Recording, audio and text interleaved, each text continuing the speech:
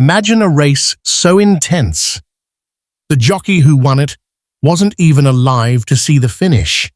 A man whose heart stopped halfway down the track, yet he stayed in the saddle, perfectly balanced. As his horse thundered forward alone, crowds cheering, cameras flashing, victory roaring through the stadium, and no one realizing the winner had already died. This isn't a myth. This isn't a legend. This happened. And the truth behind that impossible win is darker, sadder, and far more human than the headlines ever told. Stay with me, because once you hear what really happened to Frank Hayes, you'll never look at horse racing the same way again. In the next few minutes, you'll learn how a stable worker, not a star jockey, not a champion, ended up in the most unbelievable finish in racing history. You'll see the brutal sacrifice he made to get just one chance on the track, the deadly weight cut no one warned him about, the moment he collapsed mid-race with no one noticing, and how his horse, Sweet Kiss, carried him to a victory that stunned the world. You'll understand why officials froze when they tried to congratulate him, why the crowd's cheers turned to silence, and how this single tragedy sparked changes that still protect riders today. Every detail will pull you in deeper, because this isn't just a story of death. It's a story of desperation, destiny, and one final, impossible dream. Before we step on to that track at Belmont Park, before we relive the final race Frank Hayes ever rode, you need to understand who he was. A man nobody believed in. A jockey without a real career. A worker in the stables who spent more nights brushing horses than sleeping. A dreamer who wanted one thing, one chance. And when that chance finally came, he pushed his body past every limit, past every warning sign, past survival itself. This isn't a ghost story. It's a human one. And it begins long before the finish line that made him a legend. Imagine watching a horse race, hooves shaking the earth, the crowd roaring, jockeys fighting for inches, and then learning that the man who just crossed the finish line first had been dead for half the race. Not injured, not unconscious. Dead. It sounds impossible. A myth. A ghost story whispered in old stables. But it happened. Not in a forgotten town. Not in some dusty legend. But at Belmont Park, one of the most famous racetracks in America. And the man at the center of it wasn't a champion. He wasn't even well known. He was a quiet, overlooked jockey named Frank Hayes, a stable worker who rarely got a chance to ride in big races. To most people, he was invisible. Another face in the barns. Another dreamer who'd probably never make it. But Frank carried a fire inside him, the kind only underdogs understand. He had waited for a moment, just one moment, to prove he belonged among the greats. And when he finally got his chance, it came not on a prized thoroughbred, but on a horse nobody expected to win. A modest mare named Sweet Kiss. For Frank, the race wasn't just a race. It was his chance, his shot, his if not now, then never. He trained relentlessly. He cut weight brutally, more than any doctor would recommend. He pushed his body to the brink because in his mind, losing wasn't an option. This wasn't about fame. This wasn't about money. It was about finally stepping out of the shadows and taking the reins of his own destiny. And then, race day arrived. Crowds filled the stands. Hooves thundered. Gates clanged shut. Frank climbed into the saddle for the biggest moment of his life. Nobody looked at him twice. Nobody thought he would win.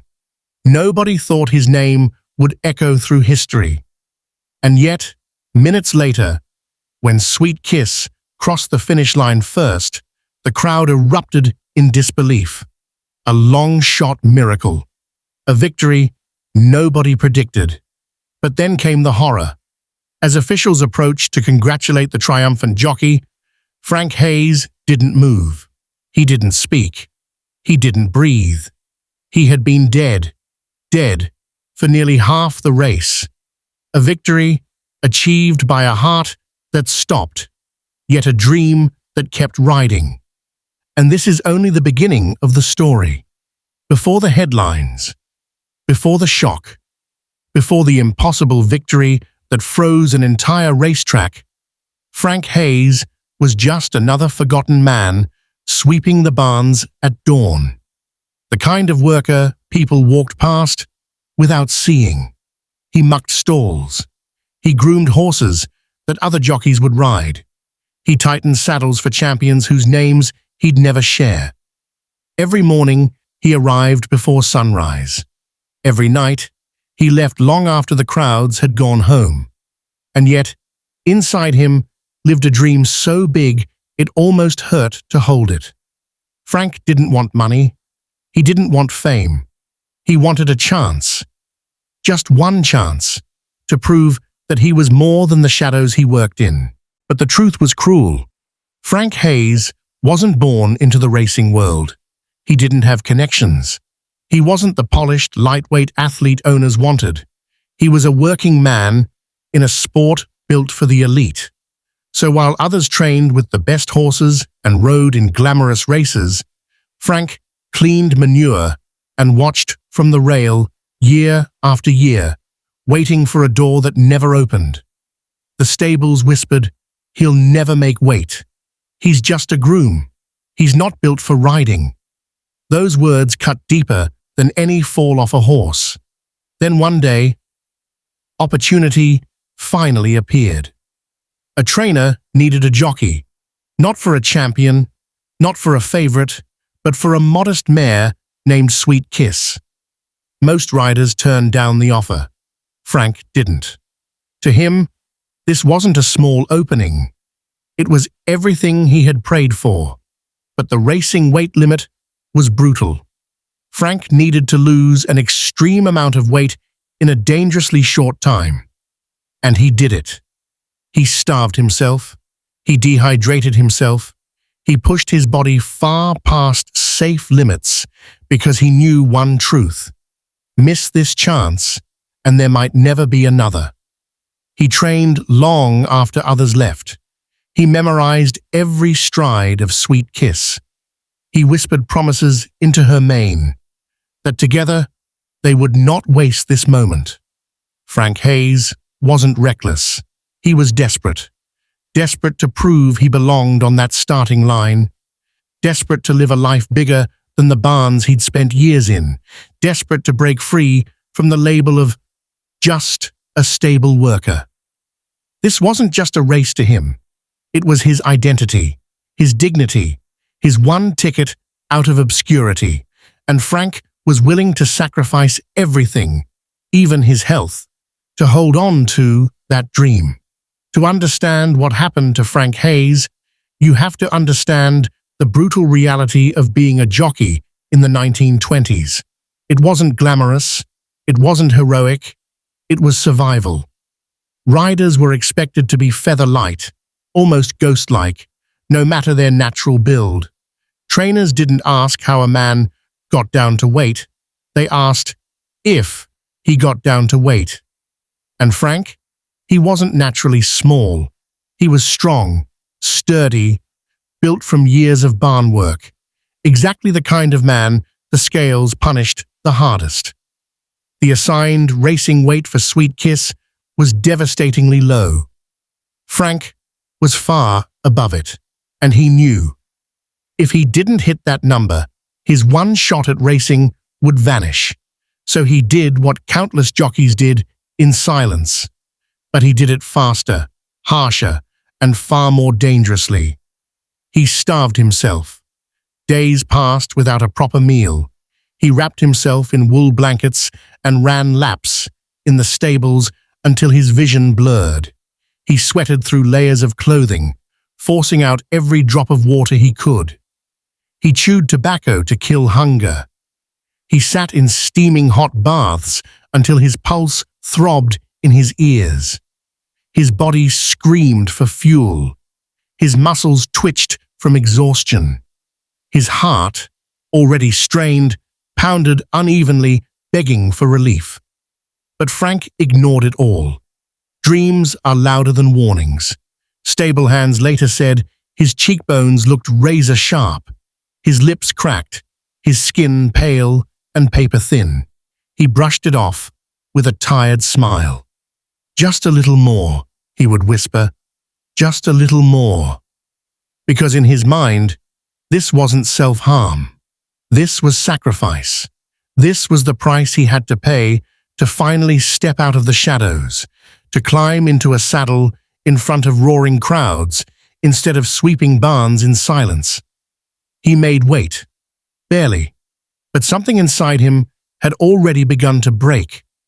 Doctors today believe his heart was under catastrophic strain. No nutrients, no hydration, extreme physical stress, and intense emotional pressure stacked together like a fuse waiting for a spark. And on race day, as he tightened the girth on Sweet Kiss, as he took his place in the starting gate, as the bell clanged and hooves thundered forward, Frank Hayes didn't know he was riding with a ticking time bomb inside his chest. The tragedy wasn't sudden. It was prepared by days of suffering no one ever saw. June 4th, 1923, Belmont Park was buzzing. Sunlight flashed off the rails, gamblers shouted numbers, horses snorted clouds of steam into the morning air. Nobody in that crowd knew they were about to witness something that had never happened before and has never happened again. Frank Hayes mounted Sweet Kiss with a quiet determination that only a man fighting for his first real shot would understand. His cheeks were pale, his eyes sunken, but his hands were steady on the reins. For the first time in his life, he wasn't just a stable hand. He was a jockey, out in the open, in front of thousands. The bell rang. The gates flew open. Sweet Kiss lunged forward like she had been waiting her whole life for this moment. Frank leaned forward, low and light, giving her her head. The pair surged into the pack, hooves thundering in a synchronized storm, dirt flying like sparks behind them. Sweet Kiss wasn't the favorite. She wasn't even considered a threat. But she ran as if she were proving the world wrong. Then, halfway through the race, something happened. To the crowd, nothing looked unusual. To the other jockeys, nothing seemed wrong.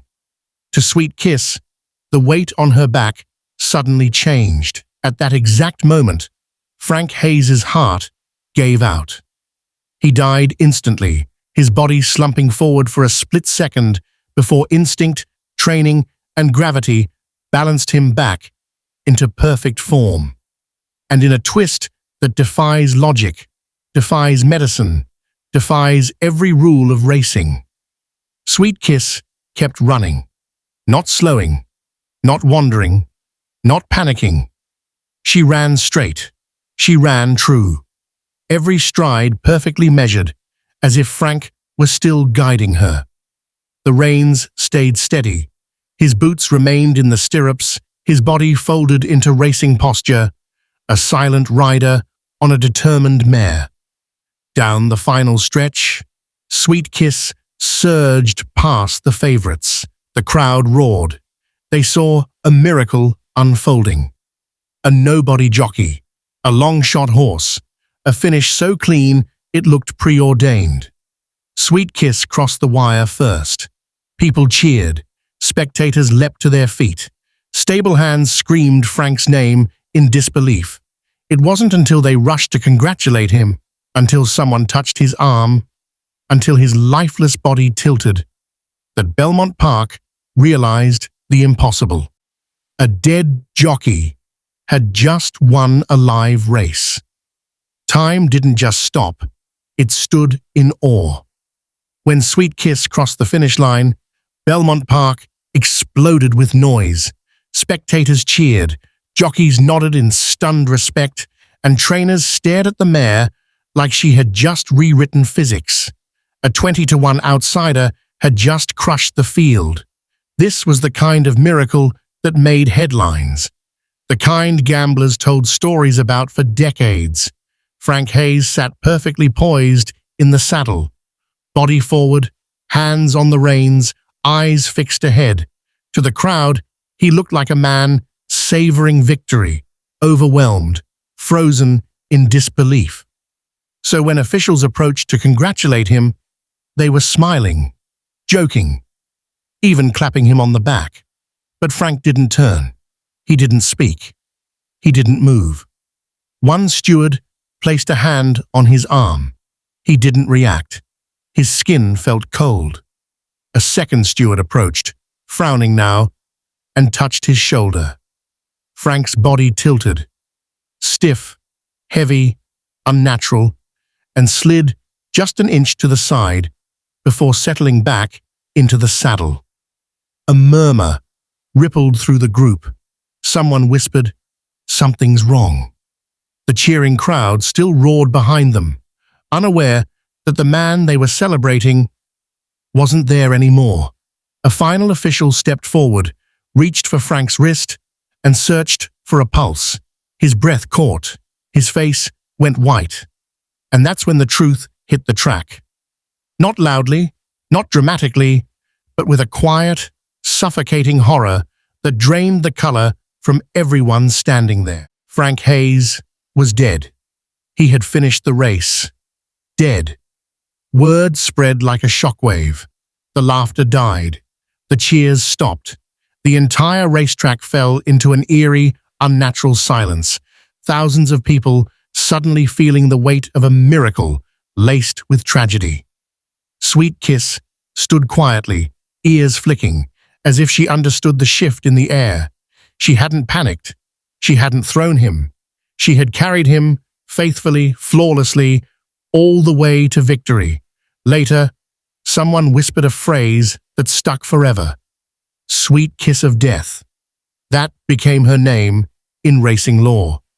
And as reporters pieced together the events of the day, one fact stood out above all others, a fact that still stands alone in the entire history of horse racing.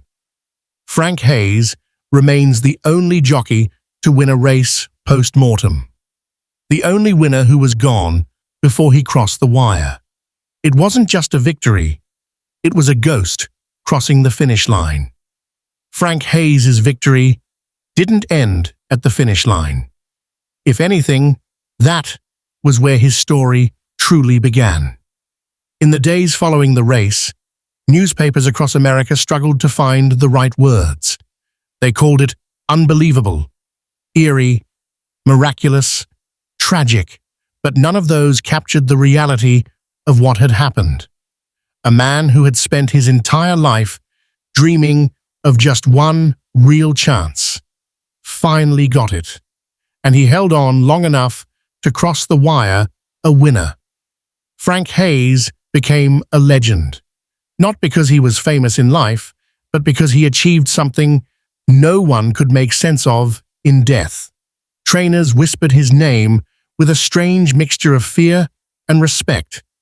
Riders lowered their voices when they spoke about that day at Belmont. And Sweet Kiss, she never raced again.